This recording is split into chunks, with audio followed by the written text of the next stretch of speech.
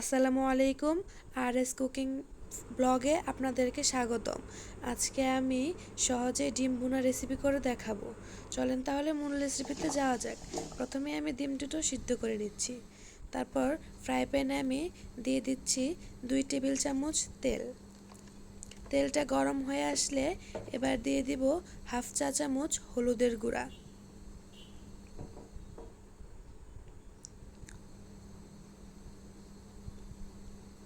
তেলটা গরম হয়ে আসছে, এবার দিয়ে দিব সিদ্ধ করা দুটি ডিম।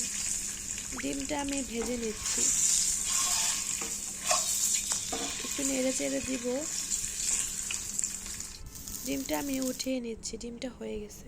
এবার দিয়ে দিচ্ছি কেটে রাখা পেঁয়াজ কুচি এবং 5টা কাঁচামরিচ কুচি, একটা এলাচ, একটা দারুচিনি। পেঁয়াজ কাঁচামরিচ সব কিছু একসাথে মিশিয়ে নেব এবং হালকা ভেজে নেব।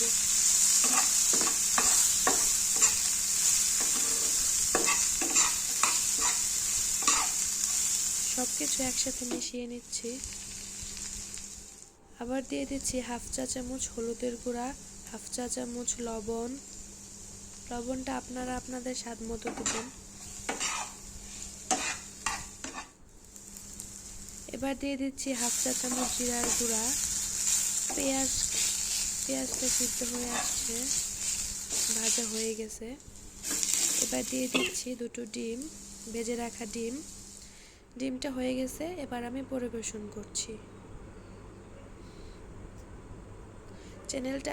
ভিডিওটা ভালো লাগলে অবশ্যই লাইক, কমেন্ট এবং সাবস্ক্রাইব করবেন। সবাই ভালো থাকবেন। আসসালামু আলাইকুম।